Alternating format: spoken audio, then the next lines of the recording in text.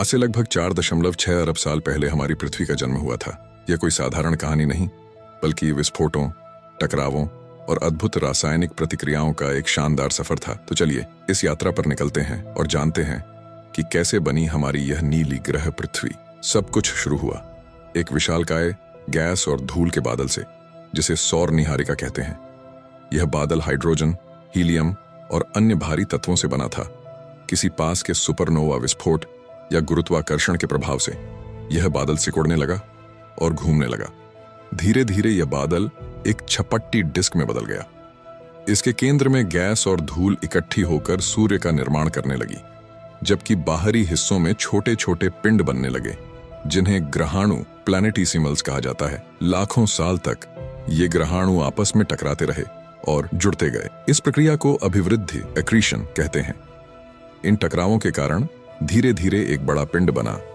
हमारी प्रारंभिक पृथ्वी, जिसे प्रोटो अर्थ कहा जाता है, उस समय पृथ्वी बेहद गर्म और पिघली हुई थी। लगातार उल्कापिंडों के टकराने से इसका तापमान और बढ़ता गया। धातुएं, लोहा, निकल पृथ्वी के केंद्र में जमा हो गईं और हल्के पदार्थ ऊपर आ गए। इस तरह पृथ्वी की परतें, कोर, मेंटल, क्रस्ट बनी।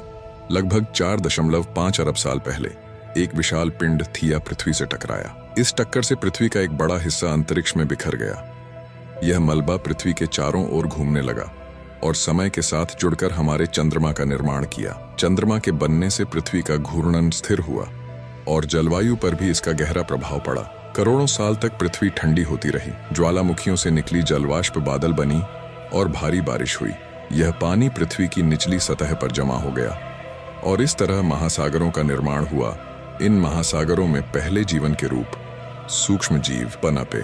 यहीं से शुरू हुई वह अद्भुत यात्रा जिसने पृथ्वी को आज के रूप में बनाया। यह है हमारी पृथ्वी की कहानी, एक ऐसी ग्रह जो अनगिनत संयोगों और वैज्ञानिक प्रक्रियाओं का नतीजा है। आज हम यहाँ सुरक्षित हैं, लेकिन यह याद रखना जरूरी है कि हमारी पृथ्वी एक दुर्लभ और अनमोल धरोहर है, जिसकी रक्षा करना हम सबका दायित्व है।